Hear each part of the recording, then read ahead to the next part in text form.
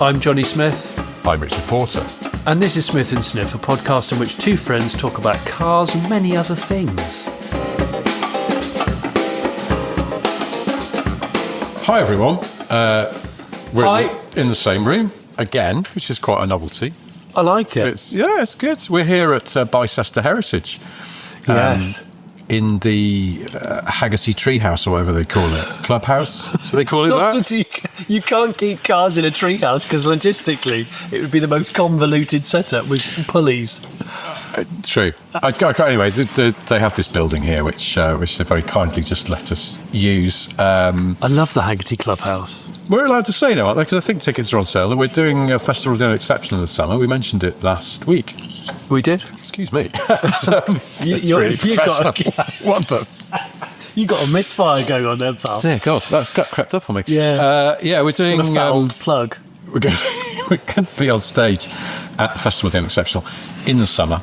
So we just popped in here today for a meeting about what we're going to do, and we're recording a podcast while we're here. Fun enough, on the way here to the Heritage of Bicester, I saw two possible Festival of the Unexceptional contenders on the road, just being driven, and both by octogenarian men with flat caps on, genuinely. Oh, okay. Who I would class as krill sifters. they both were driving with an open mouth. Yeah. And one of them was a Daewoo Lanos. Oh. With white wheel trims. White wheel Now, trims? I don't know if the white wheel trims were standard. The car was moving, so I couldn't tell. Yeah. I do not remember that. No, faded red car, possibly burgundy, and white wheel trims. Okay. So I thought, Daewoo Lanos. Haven't seen one in years. No, not a terrible looking car. No, quite aero. Quite aero.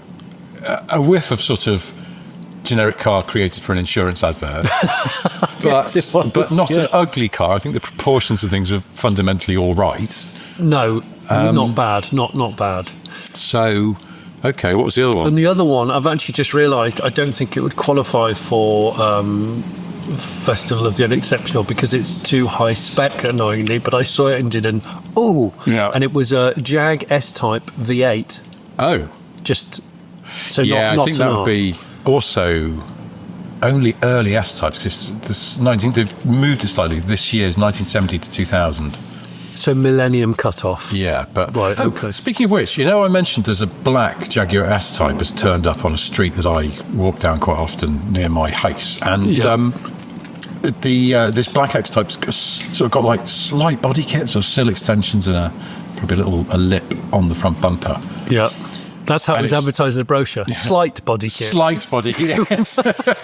Just in case full body kit sounds... Slightly body kit. Full body kit sounds disgraceful. Yeah, exactly. Don't want that. It's too much body kit. Have you got just a slight body kit? Yes, we do. Yes, we do. It's got that, and it has black painted alloys. So they're factory alloys, but they've been painted black, and they're building with red Jaguar growler badges on them. But I walked past it yesterday, and... for some reason, I think I'd only ever walked past it sort of approaching from the north, as in nose first. So I don't know what I'm talking about. It was parked such that I came up behind it, and so I was able to look in more easily into the interior as I passed. It's a manual. Yeah. Really.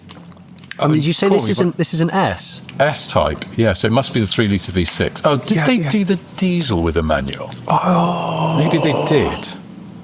I was going to buy a V6 Manuel S-Type for no apparent reason.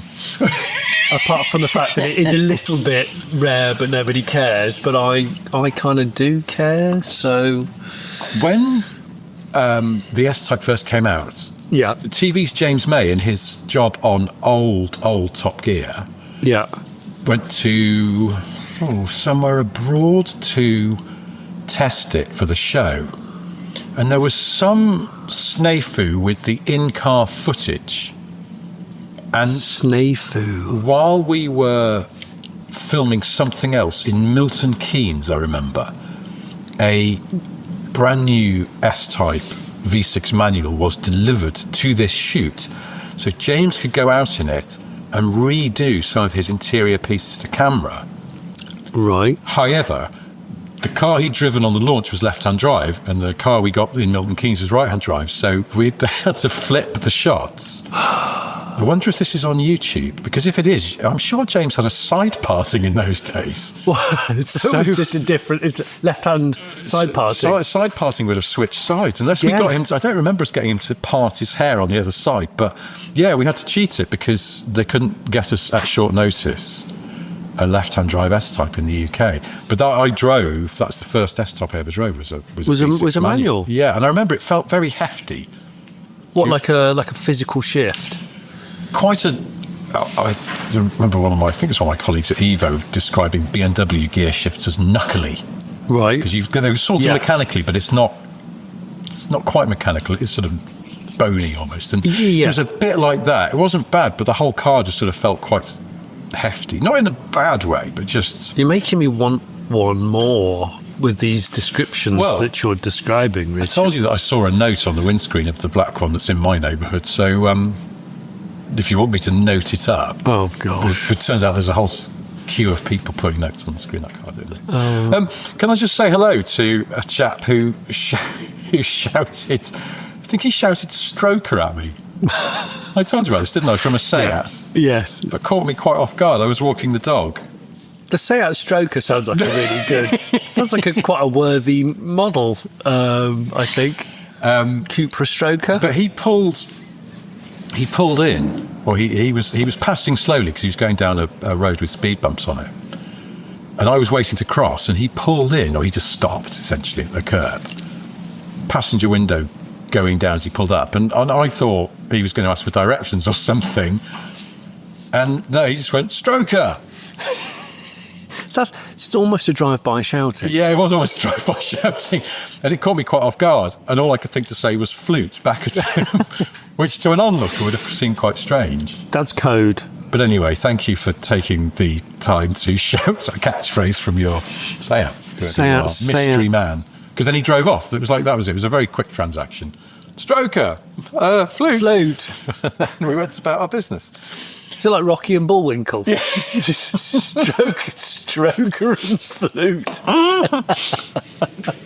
Maybe that's just what we should rebrand this podcast. Yeah, Stroker and flute. Can't be any more confusing than the name it has. I still would like a sort of faux Alfa Romeo / Alpina coat of arms made for Smith & Stiff involving stroker componentry, flutes. Yeah.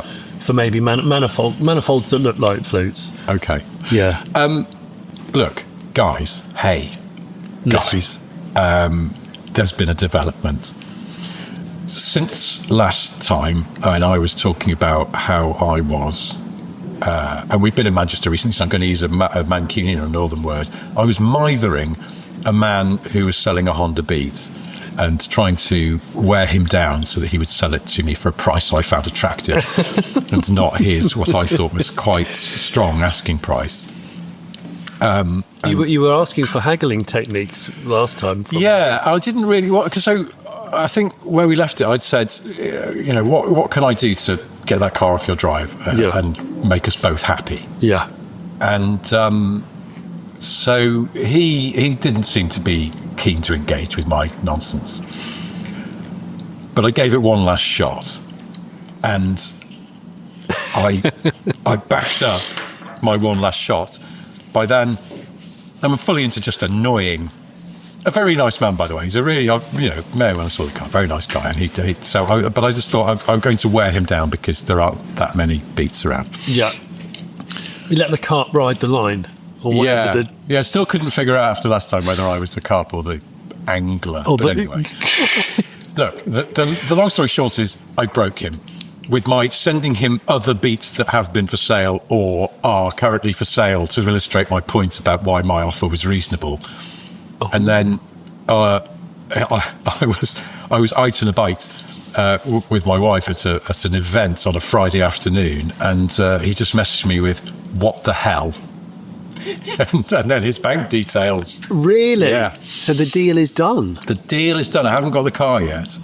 The deal was done the end of last week, and I've got to go and get it, hopefully in the next few days. So Sweet beat. But yeah, sweet beat. I've transferred the money to him, so I don't think, and I know where he lives, so there's no backing out now. I just need to go and get it. But yes, I've bought a Honda Beat. I'm very excited on your behalf. I'm sure many listeners will be. What a great choice of vehicle. I hope there's be some summer fun. Yeah, and it will look nicely parked next to the Defender if they see one another ever. Yeah, that's another thing I've got to sort out. And I also, actually, screw it, I might as well abuse my platform here. Is anyone in the Bath area knows of any car storage solutions? I don't need a lot, just one space, because what I thought I'll do is I'll just alternate the Beat and the Defender. Completely. And at least I know I've got somewhere dry to put one of them, because in the winter I would like to put the Beat away. Yes. In the summer, well, I can just pop the Defender there while I'm not using it so much. But it'd be nice. And I just, car storage. And if it's too far away, it just becomes a pain in the tads, I imagine. It does. I know it is, because I've got a Defender that's too far away and I haven't seen it for 3 years. You might be able to get wind of like an older person with a carport. And the good thing about older people is they're a bit more vigilant in terms of security. Yeah, vigilance is good. So and they want a bit of cash. I've had a sniff of a few things, including someone we know who's found somewhere he's hoping to stash a car in the buildings owned by a vintage tractor enthusiast. Oh, right, okay. But we all know what goes on in those buildings. It's not just a storage of vintage agricultural machinery. Don't say that. I might still need this man. Yeah, I don't know. He's full up at the moment, but But I've tried a few avenues, and there's a place not too far from us that's officially supercar storage. Yeah, and they've got this thing where they say, contact us for our list of cars that we'll let in, basically. What? Yeah, and I was like, I'm intrigued to know, but I'm going to say that probably an oldish Defender and a K car aren't on their list. I imagine they're aiming high end, but I don't know. I should speak to them, I guess. Yeah, you should. You should, because it's not too far from where I live. What about buying a gazebo to put on your drive and riveting it to my incredibly sloped drive? Yeah, well, the gazebo just slides. Also, because you bolt gun it down to the concrete. But I think you should. Quite a few logistical issues there, I think. Also, it's pretty windy because we live on a hill. It is quite windy, actually. I was thinking so, you'd have a kitey gazebo. That's just I'll find there's huge lumps of tarmac ripped out of our drive and no gazebo. So, okay. No, I just need the option to have somewhere to stash a car that's dry and ideally secure. Yeah. The idea of car crop rotation is a really good one. Yeah. It encourages you to keep the cars on the button, which means ultimately you drive them more often, and it feels exciting to go, do you know what, this week I'm going to drive that. Well, that's it, isn't it? Just changing it up a little bit. Also, I suppose somewhere that I could plug in a trickle charger.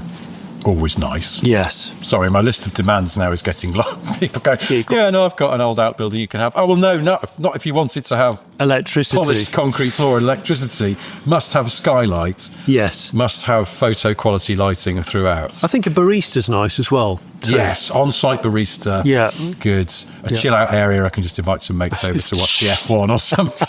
A chill-out room. They do that, though, don't they? Because our mate Matt Farrer in the US of the Smoking Tyre, his car storage place, which is very swish, but does have a lounge upstairs that you can go and hang out in. No, it's very nice. And I feel very special to have my little area that I've recently got for 4 cars worth of TOS. And that's got good car camaraderie with it. There's always somebody working on a car in there. Oh, that's nice. Usually Lewis on his 308 Ferrari. Because the chap I bought my Panda 100 horsepower off had got this brilliant, like a modern farm building that he rented with some mates. They've got a 2-post lift in there. They've got a little raised area with a desk and a computer. So they could go, and there was internet connection. So like hot desking garage. Well, basically, they had the computer there so that they could go and order parts while they were working on their cars. So it's sort of a one-stop shop. You go in there and go, oh, Christ, I actually need a new whatever, and then you could go on eBay or what have you and order it direct.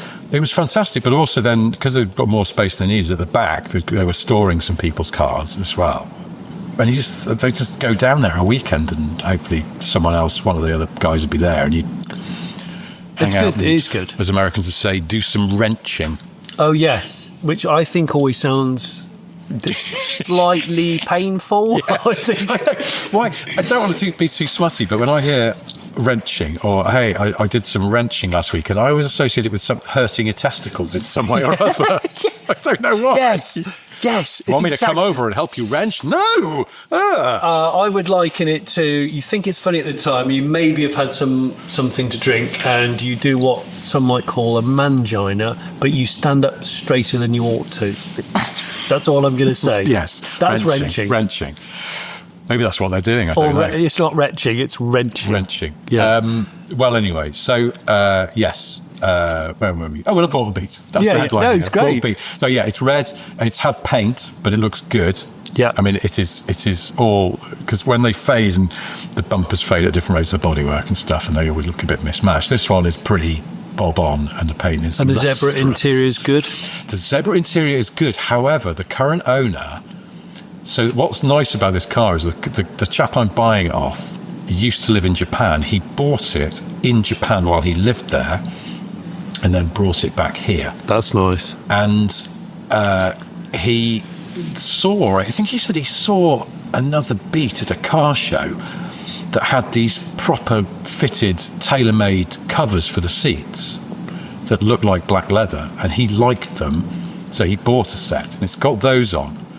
Now, I like the zebra print seats, but I also like that they've been protected by these covers. Agree. And whether to leave them on, also because they're faux leather, they're kind of waterproof. So if it, it's good if you want, and if you want to leave the top down a lot on a hot day. Exactly. UV protection and all that. Yeah. So I might leave them in place. I don't know, but yeah. So it's red. It has obviously got the zebra seats. It's got the zebra floor mats as well. Very nice. Because it's had paint. What it doesn't have is, from the factory, Beats have the name of the car, and underneath, midship amusement. Oh yes, it is. Stickers just in front of the back wheels. Yes, they do on that rear quarter. Yeah. So surely you can get these. There's a chap in the US who's had them remade and sells them. So I'm all over that straight away, because it's a great thing for me. You need to order them imminently. I love a bit of that kind of 90s era Japanese sloganing. I'll order them for you for your birthday. I don't know how much they are, actually. I'll have a check. If they're under £6, 900 quid or something. Yeah, so that's all good. But yeah, it's in good order. I've seen underneath it, and it looks really, really clean. It's got one little scab of rust on just inside one rear wheel arch. Okay. But that's it. And I've looked inside, under the battery tray and all those places where they go. Yeah. It looks solid as anything. So I think fundamentally it's quite a good car. Touch wood. I am excited. Yeah, well, I'll hopefully by the next time we're recording, I'll have it. Well, I've turned up in my dirt Boxster, the bargain Boxster, and it's absolutely full of tools. I noticed. And also some clothes, because I'm going on a barn find tomorrow. I'm staying quite near Bicester today because it's Oxford based. I can't tell you what this car is, but it's a proper German, for sure, driver's car. Oh. And but a very, very rare version of it. I'm very much looking forward to it. But since you called your Porsche the Dirt Boxster. Yes. Did you see? Was it yesterday? I sent you a picture. I saw, not to wang on about K cars too much, but I saw a dirty N box near Bristol. You did? And sent you a picture. I was sitting in traffic next to it, so I was able to snap a photo. I like an N box. It looked great, but it was really filthy. But did you notice? I've just found the picture that the registration ended with Oh yeah, MMM. MMM. I don't know the significance of that. The reg is C8. But anyway. There is a company in Bristol that sells brand new Honda N vans. Oh. Yes. Oh. Yes, because the ship lands at Bristol. Docks even. It doesn't land, it doesn't fly. No. But you know what I mean. The chap I'm buying the Beat off, he's got a load of little K vans or K trucks. He bought a friend of his in the US wanted, I think, 3 or 4 K trucks, Actis or something. Yeah, but was it Baltimore where that ship struck the bridge and caused it to collapse? Yes, I think it was. He lives there, or that's his nearest port. So the guy I was buying the beat off had got this all arranged, but then it became very hard to get a ship into there because of massively reduced shipping while they're fixing the bridge, rebuilding the bridge. I mean, it's awful. Yeah.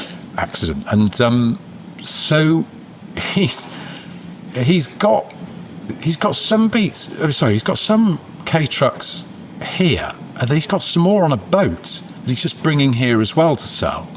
He hasn't got a Mazda Porter. Surely you asked him. I don't think he has. He's also. Because you still need one of those. Yeah, I know. You just kind of do, don't you? I wonder if there's any in the UK already. Because people seem to bring Actis and Hi-Jets in, don't they? Yeah. Shall I look on eBay? Well, no. No, I think I've done enough already. Finally. I was driving here and I had a thought. When you pull up to some traffic lights along dual carriageway when you're out of town, I've noticed a really unacceptable and quite depressing amount of litter. I hate litter. I think it's evil. Yeah. And people who do litter, there seems to be no shortage of people that just want to throw plastic out of windows of cars, which is just grim.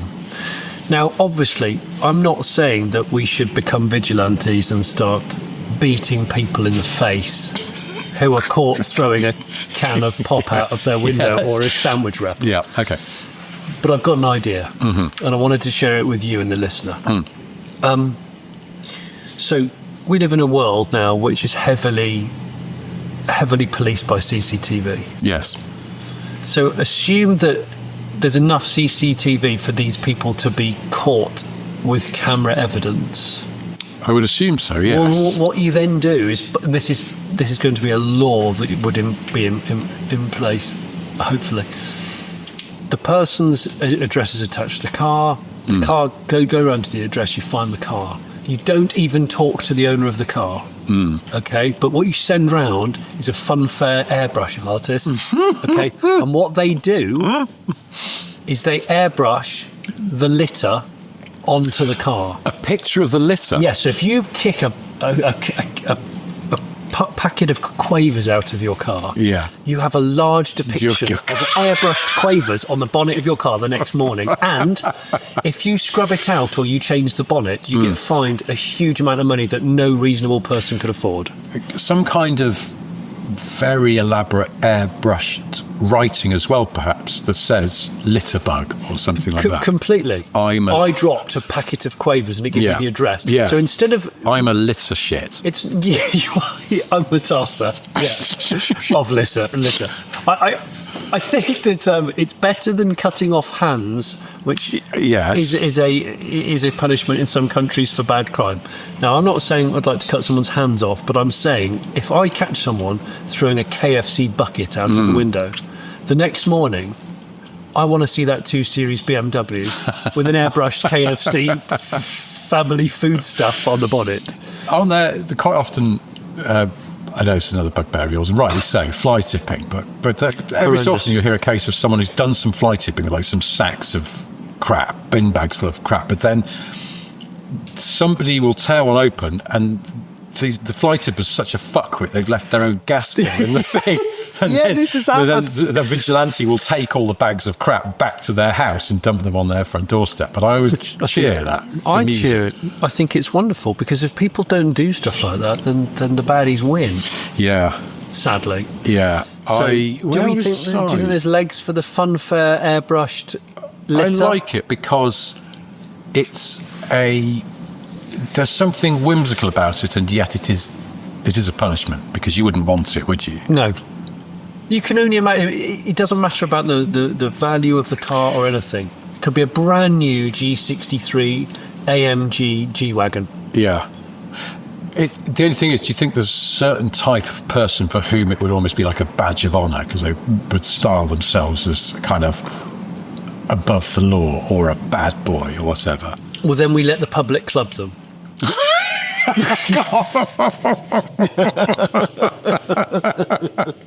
Because we all know that you're not just an offender, you're a repeat offender. Yeah. That makes you a nasty bastard. Wow. Okay. It's funny how littering makes a lot of people suddenly incredibly right-wing. The thing I think I find about littering being unacceptable is the people that chuck a plastic whatever out of the window of their car don't think that it will be there somewhere forever. I don't disagree with you, The by the wind way. blows it I into- hate littering. It's such a casually stupid really- crime, isn't it? It's just really depressing because it ruins the surroundings, and they're probably the first people to moan that Britain looks shit. And it's like, It's well, also, yeah. it's usually there's no need for it. 'Cause it's just a pack of crisps. Yeah, Just stick it in your door pocket and remember to put it in the bin when you get home. totally. I think it's just wrong. So But it is about. I do still. It just somehow it makes me laugh though. So you sort of meet someone and go, "Oh yes, well actually I work for the British Museum. I'm a curator of Renaissance artworks, paintings mainly. Yes, no, I went to Oxford and I did my masters at Cambridge. Yes, well, no, I'm not working in the museum. I do a lot of work with children with learning disabilities. It's a particular passion of mine, and been doing that for about 30 years now. And also, I do sometimes volunteer at a cat sanctuary. I love cats, and I just try and put a bit back when I can.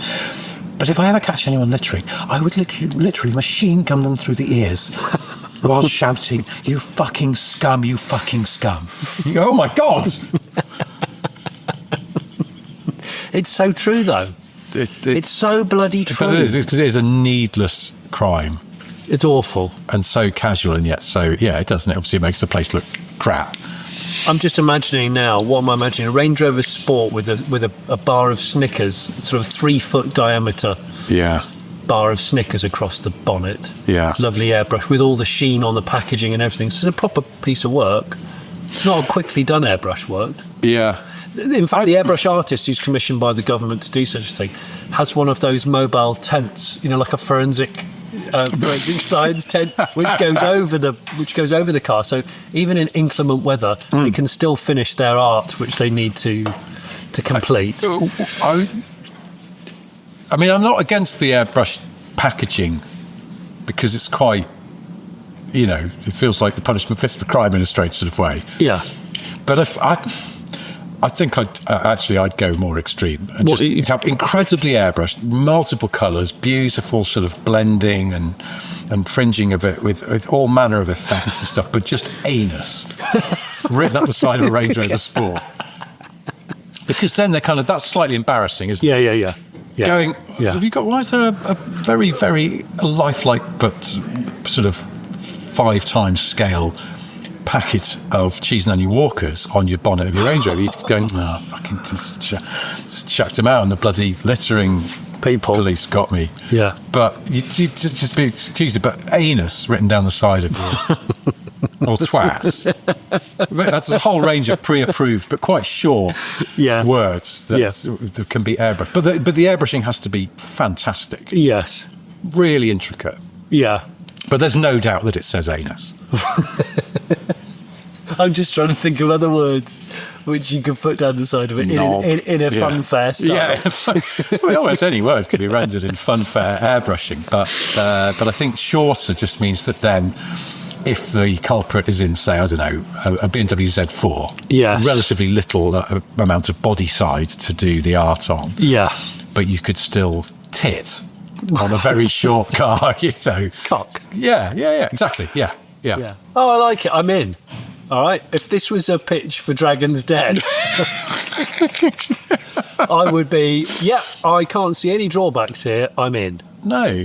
What are your costs? Because that's the thing, it's not really a commercial opportunity, is it? But I suppose if you're a private service that the government will pay you to do it, you need to pay your airbrush people. They probably have to have someone with them, security. Minder. And then a van to go around it. Yeah. Not even a van, a car. I mean, how much paint are they going to be carrying? Not much. No. And the other thing, this is rekindling traditional arts and crafts, which might be shrinking in terms of popularity because everyone wants vinyl wrapping and all that stuff. No, this is like a tattoo. Yeah. So we have old shop front sign writers coming in and doing their scroll work and gold leaf. Yes. We can use all those people. There's a woman I follow on Instagram. She's Bristol-based, and I think a friend of mine in Bath told me about her. I can't remember her name, but she does traditional shop sign writing. In fact, she has done some shops I know in Bath, because I've seen her on her Instagram page. Brilliant. It's unbelievably good. I love it. It's one of those things that it genuinely boggles my mind that a human being can do it, because it's so beautifully done. You just go, it's not even the steadiness of the hand, it's the sort of awareness of, if you ever tried to write a big sign or something like that, and you set off and then you go, I'm running out of space. I'm running out of space. And then the last two letters are all scrunched together. Yeah. Used to do those posters at school, and they would always go wrong like that. Yeah. And it's that, but you're doing it on a shop, and I know they sort of, the pencil in or something first, don't they? But even so, just it's getting a proportion set first. Proportions, and then doing the initial lettering, and then doing all the sort of giving it some depth with different, sort of. Well, being able to freehand paint, draw fonts, typefaces. Yeah. So and it looks right and it matches, yeah. You flick through a book of fonts, and that person says, well, I want my greengrocers to have that font. And you go, all right. Well, that's it, because I couldn't do any. There's a man with a mullet walking by. I was really quite taken aback by it. He's just gone behind that. I saw it. I just saw it. It's really long. Look. It's amazing. See it? That's fantastic. That's a guitar tech mullet. Yeah, that's a roadie spec mullet. It is, yeah. I can't find this person. Anyway, I'll try and find it. I'd love to have trained as a sign writer. I mean, I used to do a lot of art at school and at college, and I really miss doing stuff like that. But I would love to train. Do you know what, bollocks? Why don't we get the Eagle Quest? I don't want Enos. Well, then keep that rubbish inside the Eagle then. But we could have some scroll work on it or something like that. I don't know. But are you offering to do it? I'd need to train, because I don't want to disgrace the Eagle. Because my daughter has asked me to work with her on a comic.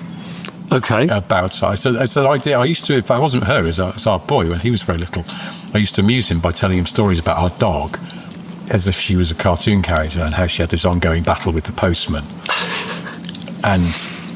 But my daughter cottoned onto this, and because she heard that I used to do it, and made me start doing it again. But then we should make a cartoon book out of this. And finally she said, well, no, we've got to do that book. So she said, you've got to do the drawing. I'll sort of come up with the ideas and you do the drawing. Yeah. I haven't done drawing I used to love drawing, so I haven't done it for years. And I was like, oh, God, I'm really rusty. Yeah, of course. It's because, like anything, you get better with practice. Yeah. Like wheeling a bike. When was the last time we tried? Oh, Jesus. I would do myself a big injury if I wheeled a bike now. I was never very good at wheeling a bike. No, it takes a long time, and it's that initial pull and balance that you've got to get right. I realised that, and I think I've passed this on to my son, I was never a very physical child. Yeah. Because I could never wheelie a bike particularly. I couldn't climb trees. No, and I sometimes I can't climb ropes. No, I can't climb ropes. I don't know how people did it at school. I don't think my upper body's just not built for it. The lower legs, good. When I say lower legs, just legs.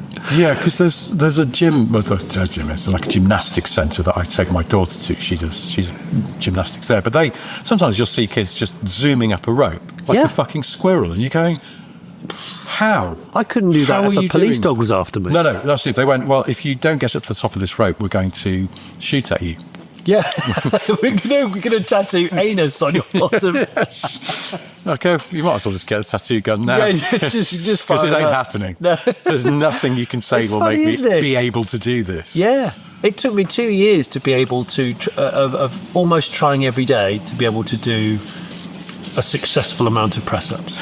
Can I, in my defence about my lack of wheeling ability, can I just throw into the mix the fact that I had a Raleigh grifter, which weighed about as much as half an anvil. You might as well try and wheelie a Leyland road tray. They're so heavy and so unwieldy. I mean, fantastic bikes, classic bike. Yeah. Do you know what? I don't know what happened to my grifter, because it was in the garage at my parents' house for years and years after I'd outgrown it. And I suspect that my parents just gave it away one day. But it was never mentioned to me they were going to do this. And it's only in retrospect I kind of went, oh, I would have had that. I would have had that. You could have bolted it to the wall of your office.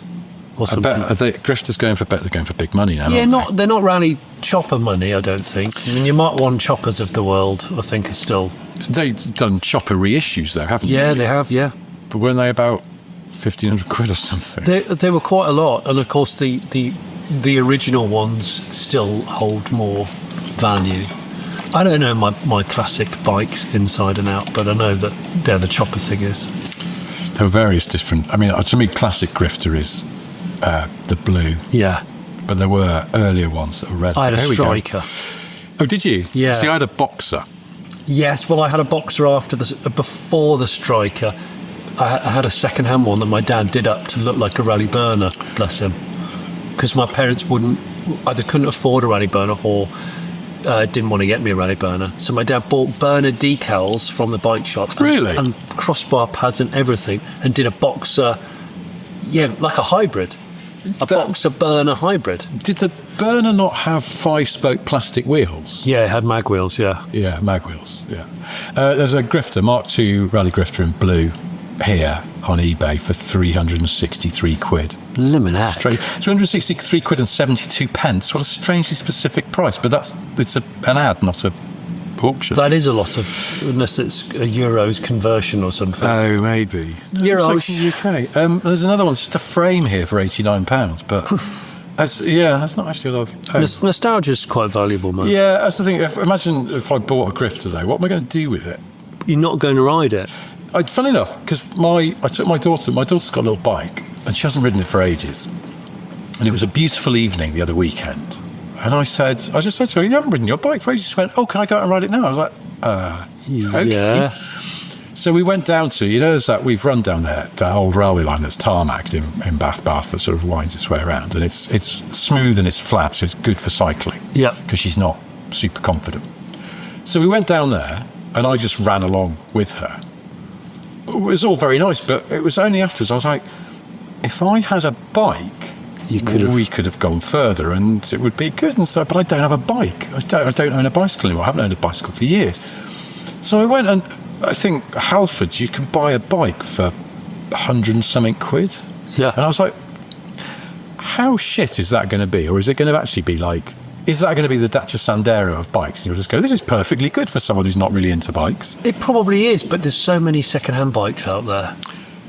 You might as well just get a better second-hand one. Well, they're weird, isn't it? Because I feel like somehow I don't like the idea of a second-hand bike, but I'd happily buy a second-hand car. There's so many bikes that get bought and never used. Well, I mean, this is my feeling. I'd probably do that. I'd probably buy it and I'd take it out twice and then forget. But something I haven't owned a bicycle for, oh God, I don't even know, so long. And this disturbs me. I know. It's shit, isn't it? It is shit, but I mean, I don't ride nearly as much as I ought to. But also, it doesn't bode well for the no-name full suspension mountain bike charity run that we will at some point be planning. No, but hang on. It's riding a bike. It's the literal definition of a thing you don't forget how to do. Yes, that is true, actually. But you could also say that about sketching a dog, and that seems to be something I have forgotten really how to hard. do. I have to try and learn how to do it again so that my daughter's comic book isn't total gash. But what does it look like? Does your sketching a dog look like a fallen tree wearing a white shirt or something like that?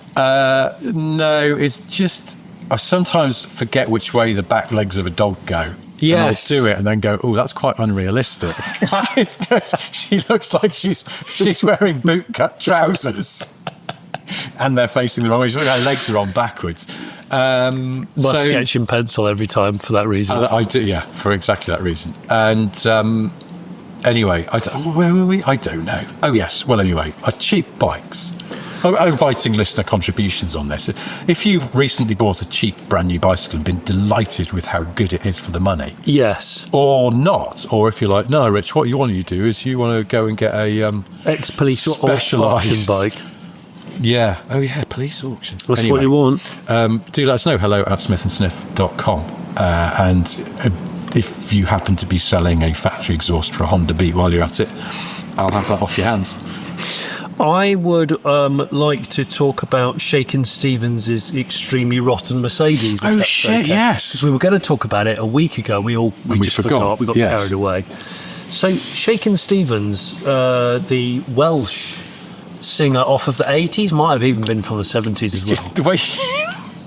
The way you said it then, you made it sound like it was Shakin Stevens, as opposed to like it implies the existence of Stirred Stevens as well. His great rival. Oh, he hates Stirred. He hates Stirred Stevens. He's a bastard, Stirred. Right, I want you to book some rock and roll entertainment for this party. Shaken, not Stirred Stevens, please. Get me a Stevens. Shaken, not stirred. Get me. Nobody says fetch me a Stevens. No, it's not a thing. Is it still for sale? Well, I'm just checking. My internet's a bit slow. Yeah, I haven't got phone reception in this building. Was it on the eBay? It was, and I did forward you the link, but on WhatsApp when we were busy talking about interesting just typed things in like Shakin Stevens, and it's not. It's Steve. It's when Shakin with an apostrophe. It's when I sent you. It was before I sent you that that WhatsApp link to the Bloodsport soundtrack with Belgian kickbox man. Such good synth. Yeah, by a chap called Paul Herzog. The track's called Kumite. Kumite. Kumite? Yeah, I'm not sure. What a tune. This was ages ago. Anyway. And the fact that Fish from Marillion is finally retiring as well. To an island. Oh, I found it. Here's the link. Oh, okay. Right, it's trying to load up. Or if you've got Wi-Fi. I have, but I can't find it. I can only find... I'm just going to go out. I found it. Here we go. You got it. Yeah. Got it. All right. Let me have a look. It's sold. Oh, gosh. It's sold on the 15th of March. We're way behind the curve, but the listing is still here. Oh, 1984 Mercedes-Benz TE 280. Yeah. W123. Classic car barn find wreck. What a strange phrase. Classic car. Oh, I see. There needs more commas. Yeah. Classic car barn find wreck. - Shakin Stevens. It's a confusing list. He's describing Shakin Stevens, classic barn find wreck. Shakin Stevens, in brackets, a man. Okay. So it's from South Wales, Newport. Which mic are you? Well, have that. I just wanted to see it on your screen. It's also collapsed on itself, that car. Well, they don't have air on them, so that's... self-levelling rear, which will have been shagged. But look at the front. Yes, rotten. That's so wrong. So just the struts have gone up. They have struts? Those? Yeah, they do. Yeah. So that's... I think it's... I mean, look how frilly it is. Just this is not very, very visual for listeners. It's a W123 gold 280 TE. So the biggest engine they did. And it looks like it's been in a farmyard for years. It's extremely frilly. It's sold with a private plate. Look at the... It's awful. There's just on the rear wing. There's just a sort of massive scab of rot. They go there. Mine started going there. Yeah, I think it's the drainage down inside the. Oh, because I thought that was the filler, but it's not, is it? No. It's just popped a zit through there. Yeah, I actually got a section cut out of a scrapyard car to repair mine in that area. But apparently, Shakin Stevens used to turn up at gigs in it, and he's obviously a very practical man, liking an estate. The interior is algal. Oh my God. How algal is the passenger seat? The wood trim that goes across the glove box is now sort of peeling away. Yeah, it's not great. What's that on the passenger seat? It looks like an empty box of... Medical gloves? Medical gloves. Oh, God. It's... Oh, Jesus Christ. It's extremely unsavoury. This is scrap, isn't it? This is just I scrap. think it's probably a donor. But it is... registered, or was registered, to Michael Barrett, which is Shakin Stevens' real name. Yeah. And then somebody sent a picture in who was a fan of them with Shakin Stevens' car off of the 80s when they went to see him live and saw the car parked. It's a lady with quite permy hair. But the thing is, this is almost impossible to prove. I mean, obviously, if you know that that's his real name and he's on the thing, you assume it's really him. But this lady's picture that she's sent in is just like that. It could just be any old random thing. I don't know if you're listening to this and you live outside of the UK. We have a lot of listeners in Australia and America, Canada, and Netherlands, etc., etc. You might not know who Shakin Stevens is, but his biggest song was the Christmas hit that just keeps coming back around. Yeah, also Green Door. It was a hit, wasn't it? Green Door, yeah. He had quite a lot of What's the name of his Christmas song? I know I've said it, I've completely forgotten. I can't. Hang on. Bloody hell. I can only hear Green Door in my head now. Yeah, damn it, we shouldn't be talking about Christmas. So anyway, he did a really good Christmas hit. We've talked about the music video of that in previous with the podcasts. The lady who looks like she's received a very large snowball to the face. She's like Ronaldo is very kicked a ruddy football nose. at her. She turned around at the wrong minute and he got it straight in the face. Yes. Anyway, how would you describe Shakin Stevens though, for people who've never heard of him? Because it's sort of... He's a faux teddy boy. Faux, yeah, 50s rock and roll, but... In the 80s. In the 80s. Yeah. There was a sort of slight, I had to say boom, but clearly, because there was Shawaddy Waddy were around then, weren't they? Yeah, that's right. And it's... Were the Flying Pickets a bit like that as well? No, they were sort of a cappella. Oh, yeah, okay. But I feel like there were other people doing this sort of faux 50s thing. Paul Shane, yeah, the actor.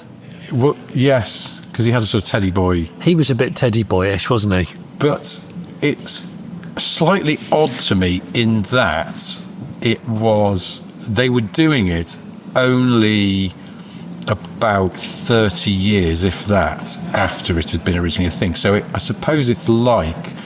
It's like 90s fashion being cool right now in 2025, yeah. right? Now I'm saying this, I realise it's not that Which weird. is really bloody scary. And it's like a modern... But it was more extreme than that. It's not just like, say... Sabrina Carpenter or someone working in some quite 90s sounds into their music. It's as if Sabrina Carpenter had got like a purple and yellow shell suit on. Yes. And was doing absolutely pattern knockoffs. That's what she should be doing. With some Nike Air Max 90s on. There is a little bit of that going on there, you're right, in fashion, isn't there? The clothes have come back. But this was more like... This was like fancy dress almost, wasn't it? Yeah. And we have talked about Shakin Stevens' cars before, but not this Merc. He had a Cadillac Seville. Oh. Which I think was the shittest of the Cadillacs of that era. No offence, Shakin, obviously. Let's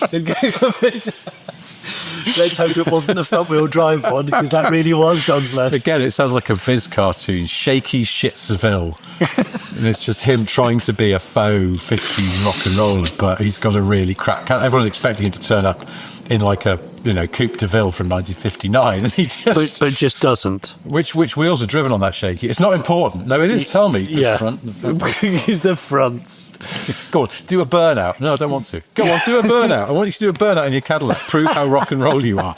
I'm busy. I can't. I've got to go and... No, he's like, the white walls are too expensive and I'm going to have them imported, so just leave me alone. I'm not going to do a one-wheel peel down the street. Was it last week that you said that we talk about Chris de Burgh too much? We've exceeded our Chris de Burgh quota, but I feel like Shakin Stevens may be also pinging off the limiter of acceptable amount of podcast content. Yeah, I think you might be right. Can I change the subject? Please. There is a vehicle on the roads at the moment that is... Do you ever sort of certain cars just catch your eye and you just keep looking at them because you think the design is so good? Yeah. And I'm trying to think of other examples. It's not important. I'll tell you what, there's a blue Jag XE that lives not far from me. And every time I see it, I just think the XE has aged beautifully. It's just a really neat looking car. The right wheels in the right colour particularly. And this has got good wheels, good... Same blue as my I-Pace was. It's just like a really nice looking car. But it's not that. This is a current production vehicle. Vehicle. The current shape, Ford Transit Connect. Oh, yeah, what, the Volkswagen Caddy? Yeah, but I think the Ford one, the detailing's better. Yeah. Slightly sort of American-y almost, that front end. Yeah. But I think it's a hell of a good looking... In fact, thinking about this, all of the Transit Connects have been great looking vans. They have really well proportioned. Yeah, because they're really cuboid and sort of, but slightly, what's the word? I don't know, it doesn't matter. Very modern, but very sort of minimalist. And yeah, that current one, I starting to see them around a lot now, and I saw a few on the way here. Yeah. And when they're sign written or covered in graphics, as they often seem to be, I think it's like someone who's got a really, really amazing sort of toned body, but it's hidden a bit by their work clothes. Yes. And when you see an unliveried equivalent just in white or silver, you suddenly go, Oh shit, that's really great. That's a fantastic looking. Yeah. Not just for a van, it is a fantastic looking vehicle. Are you angling for us to buy a Transit Connect through Smith & Sniff Enterprises? I mean, I wasn't, but now you've mentioned it. I also wonder whether, because I don't think I haven't driven one since the original, which had those great ridges up the side. I love those ridges. Really cool. Yeah. And they look good lowered on Focus ST wheels. Yes, people do stuff to them, don't they? They actually look okay. Haven't some people, or at least one person, put a Focus RS engine into it? Because I think it's the front end of the Focus underneath, isn't it? It's a bit of commonality. But I remember borrowing one of those, and even though it only had, it's a leaf-sprung back axle on those, I think. Right. But it had a really great ride, unladen. Which is hard to do. Yeah, but it wasn't hoppy or anything. It just had a really nice ride. I had that. What did I borrow? For some reason, it was sort of, the van was in the office. It might have even been a hire van. Yeah. And I think I just took it home because I wanted to see what it was like. And I was like, oh, this is really nice. Like, really nice to drive. Just very amusing. But then, you get loads of shit in the back. And then I had a Daihatsu YRV Turbo. Oh my gosh, I do remember those, yeah. And it was so absolutely dog shit that I took it home for a couple of nights, and then the van was still kicking around. And the following night, I was like, can I just take the van again? Because I don't want the Daihatsu. Was it that bad? It was plop. It was terrible. Was it auto only? No, I don't remember. I don't think so. But it was just toss. And the van was really nice to drive, and I'd rather have driven the van home. I know, I've got time for the van. Last time I was in a Connect was a Tornado, and it was during a week when I sort of accidentally bought a really cheap new old stock bathroom suite. And the bathroom suite was early 80s, and it had never been fitted, so it was still in its wrappers and boxes, and it was two-tone pink with gold taps and fittings. And it was so hilariously bad that I just went, right, I'm buying that. Did you install this in your house? No, I bought it with the idea of installing it, but because I never ended up rebuilding the house, I ended up giving it away to a guy that, understood its importance. Right. And I paid 25 quid for it. What? Yeah, but buyer had to collect. But it just so happened I had a hacking Transit Tornado. A Connect Tornado. Managed to get it all in the Tornado. Do you know what I mean? Stuck it in the Tornado, mate. Tornado. We've pulled that bloody piano out of our shed. What have you done with it? It's just outside. I don't know how to get rid of it. It's so heavy. Yes, it's a piano. I know, but I was shocked. It's an upright piano, the smaller of the piano family. It's a trippy one. They're awful. Oh my God. It took 3 of us to get it out of the shed. And I was going to try and put it somewhere where I could sort of like wrap it up in tarpaulin. It was so difficult. I just left it outside. I've got a really good idea. Because it's knackered. I've got an idea. What? Who did that music video where the girl was playing the piano going down the street singing? And was it Vanessa... Parody, Williams. Was it Vanessa Williams? I don't know. Was it? The song, I've got it in my head. It's a really good song. It's a bit Dawson's Creek. Oh, okay. It's Vanessa Williams. I think it's Vanessa Williams. Yeah, she definitely did some piano And I can't remember the name of the song, but it's really catchy. But anyway, the music video is she's basically got it on a low trailer, which you can't see. Okay. And she's just driving through neighbourhoods. Yeah. Sitting at the piano, and all you see is the street behind her. And it cuts between all different streets and times of day. Why don't we do that with you in Bath? Well, you didn't need the trailer because it'll just roll down a hill. Well, that's just tow it behind the Eagle. Catastrophically so. I'll bring the Eagle. And what about on the roof of the Eagle, if we could tie it down? We'll crush the roof of the Eagle. Yeah, you're right, I would actually. It's incredible. I'm staggered at how heavy it is. But I don't know what to do with it now. But it is knackered. I mean, it still plays. It's very, very sort of tingly, out of tune, slightly honky-tonk sound. Have you offered it to anybody? Yeah. Put it on all the free cycly type groups in the area and turn it into a piece of modern art. I was thinking about that, but what I did actually think was that it is out of tune, but depending on where on the keyboard you play, sort of the low and mid notes are not too bad, but they are a bit tingly. But now it's outside, but it's sort of next to the shed and near trees and things like that. I was like, I bet this would sound amazing if you really belted out a tune on it. Yeah, like in the outdoors. Yeah.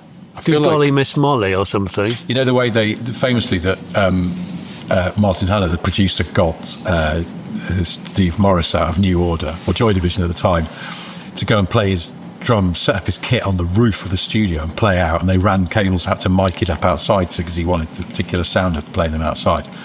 That's that. I was like, I should record some stuff. But do a little jingle for Smith and Sniff, but just have a glass of wine or three first. Do some Malbec pianism. I don't know if that's a thing. But no, the reason I'm bringing this up is because I honestly don't know. No one seems to want it, and I don't know what to do with it, except I'll just have to pay somebody to take it away. But then a mate of mine had a piano transported, admittedly from, sort of like 100 miles away. But it cost him £1,800 to have it moved. Ouch! And that was just an upright. So goodness, yeah, they're quite. Piano removal and moving is a specialist job, isn't it? Well, should we ask Haggerty if they want it in their clubhouse? I'm looking around. Do you want an out of tune? It's got. They've got like what have they got over there? A pool table. They've got a driving simulator. They've got. Do you want an out of tune piano with paint on it? London to Brighton type car. They've got. That's the thing I'm saying, because it was the previous owners of our house just left it. Yeah, I remember. But it was already out of tune, and it's got paint on it and stuff. Shall I get it airbrushed by a funfair sign moderator person? Yeah, but I'm just going to fly tip it, I think. Okay, great. No, it's. Then I'll come round and airbrush a piano on the bonnet of your Tesla. Your 24 Tesla. Yeah. Okay. Damn you. With pianist down the side. With penisist. Yeah. But lovely scroll work, but it will say small penis on it or something. That's right. Small pianist. That would be deserved. Tiny little pianist. Anyway, there we go. That didn't mean to bring that up, but that's the thing, piano disposal problem, and I think that's even if I had got access to the Smith and Sniff Transit Connect that we have yet to buy. Yeah. Let's borrow one off Folds first. I'd love to see what one's like, but yeah, not to move a piano around, because no, it's so honestly ridiculously heavy and unwieldy. That's the reason why most people leave them in houses and give them away free. Yeah. It's the tragic thing that upright pianos, as far as I can work out, even ones that are in much better condition than this one, are pretty much worthless. Yeah, yet they take hundreds of hours to build. Yes. Even a shit piano is still a beautifully intricate thing. Has anybody ever done piano henge? Like Stonehenge, of course. I've seen car henges before. Yeah, I've seen a car henge. Are there any other henges? Well, I mean, you could just make a rudimentary, like, chocolate bar henge, penguin henge, for example, Kit Kat henge. What about motorway shoes henge? That would be quite good. No. Just gather all those single shoes that just get strewn. Yeah.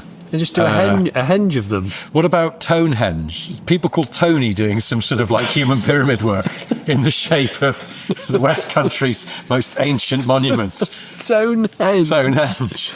The river running through Taunton's called the Tone. What about Joss Stonehenge, where it's just all CDs of barefoot songstress? Yeah. West Country lady. West Country. So what about if there were lookalikes of Joss Stone?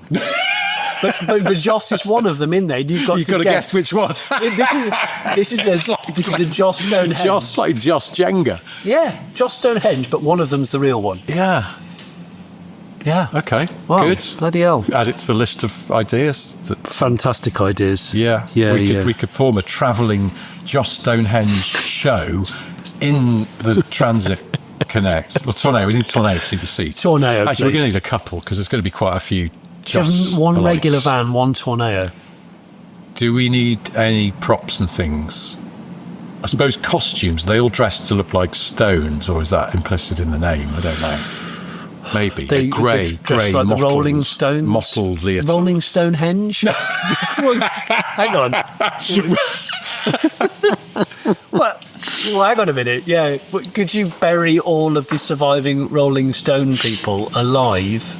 And then when they climb out, you take some artistic pictures of them coming out of the earth. I don't want to jinx it, because we have recent history of mentioning someone and then them dying. But isn't it amazing that only one of the Rolling Stones has left us. Yeah. Because And he was the sensible one. exactly. I still don't understand. Pretty sure Keith Richards once said that in all the time that he was very fond of heroin, he never got a cold. So he actually believed it. What medicinal properties? By implication, he thinks that it's got the restorative health benefits of horse. Did he ever talk about the drawbacks of being a No, he heroin? glossed over that, but then maybe for him there were no drawbacks because he's Keith Richards and he's essentially sort of bulletproof. I still can't believe. I mean, he's a walking prickly pear. We've got to be careful here, though, because if Keith Richards dies after this comes out, soon it's just going to look like we really have got a Yeah. I don't want any of the monkey's paw or something. stones. Don't want any of the stones. Well, all to pass away. All right. We should bring this to a close. I wanted to talk about Rolling Stones. How many apostrophes? The Rolling Stoneses. How many apostrophes for Rolling Stones? Which ones did you prefer, the Stoneses or the Beatleses? Well, if I was a songwriter, Yeah. and I was so into my art, but yet wasn't great at asking for clarification of grammar or spelling. Yes. I'd be just like, I would do the Beatles. The apostrophe would be after the S. But the Rolling Stones, it would be apostrophe S. So it really would be the Rolling Stoneses. You know what? There would be someone, and they're probably from southeast London, who would say, "Oh, fucking love the." You know my favourite band, Rich? It's the Rolling Stoneses. Yeah, I like the Jam. They're all right. Yeah, Beatles. Yeah, I grew up around the Beatles, but for me, it's fucking Rolling Stoneses. best songs. Like you put on any Rolling Stones record. Oh, mate. The world stops. The world stops when you put a Stones' track on. Oh, mate.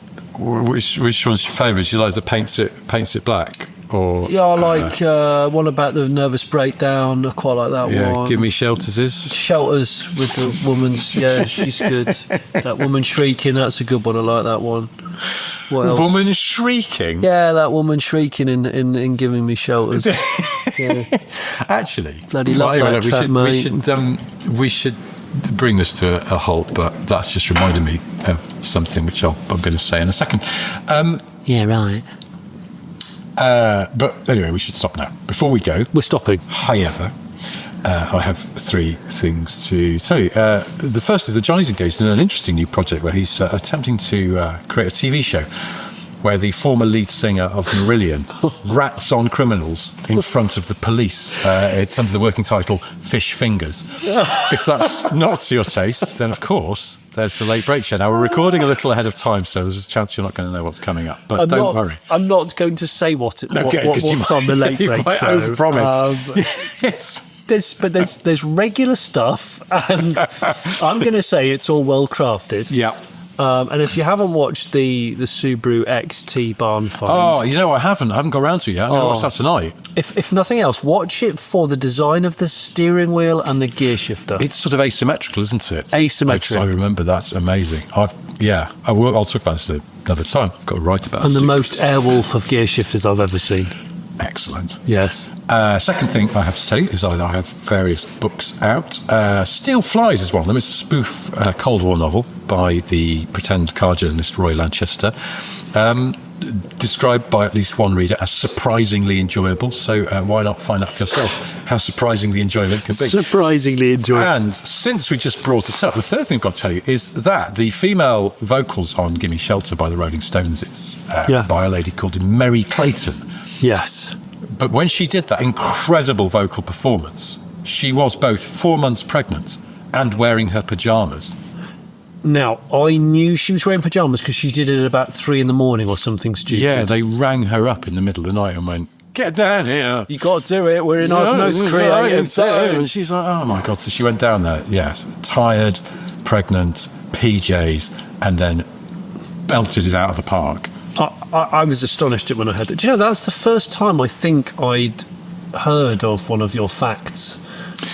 Because your facts that you give me at the end of the show, I never knew them. I was slightly worried I've done this one before, but it just popped into my head because you mentioned it, because it is amazing. I'm going to listen to the Stoneses on the way home. Give me shelters, dude. So many apostrophes for the shoulders. How many showers are there? Give me some shelters. Yeah, with the bloody old love that Mick Jaggers is. I know, it's good, isn't it? Do you know It's the what? way it starts as well. It starts and it just builds. And it's, I used to obviously brush my teeth a lot to Iron Maiden. yeah. I used to, when I used to fly on a almost weekly basis, I'd put my old... I'd put my... Sorry, that makes it sound like you used to be an eagle or something. No. Or a swan. No, I was a base jumper. No, I used to put my old Sennheiser earphones on when I got on a plane, and I used to put that Gimme Shelter track on, Yeah. but just before we took off. And, Oh. And it always was magical. And I'd often fall asleep at the end of it, and it was like... Brilliant. It's like, do you know when the gods of shuffle? You know, sometimes you can't decide what to listen to. So you just go, fuck, I'll just shuffle it. And I had a playlist on, it might have been a running playlist. I'd put on shuffle as we were coming into land in Nashville, Tennessee, when we were there for the Grand Tour.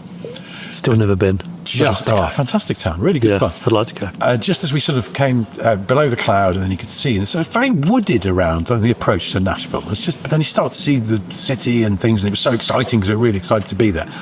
And just as we did, Sweet Child O' Mine by Guns N' Roses came on, and the plane just sort of touched down as we got to the where do we go now? Oh. Where do we go? And we're down, and it was just somehow perfect. I've got to listen to that song now. Do you know, sorry, not to double fact it, but do you know why that bit came about in that song? Because it doesn't really fit with the rest of the song. No. It's because they hadn't written any words for that, or Axl Rose hadn't written any words. So he's in the vocal booth, and he was essentially just started improvising. Was he vibing, as the kids would say? Vamping, as they sometimes say in vocal terms. Okay. But where do we go yeah, now? he was just like, he didn't know where to go lyrically, so he just started singing, where do we go now? But it bloody works. Yeah.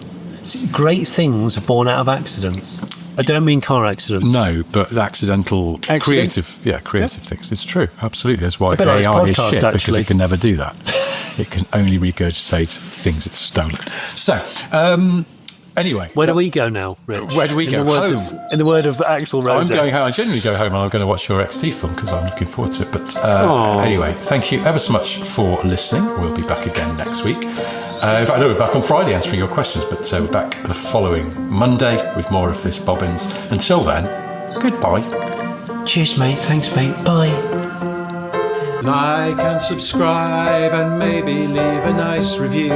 Like and subscribe, we know you know just what to do. Like and subscribe, we don't want to take the piss. Like and subscribe, but we were told to ask for this. La la la la, la la la la la la la, la la la la, la la la. Oh, where do we go now?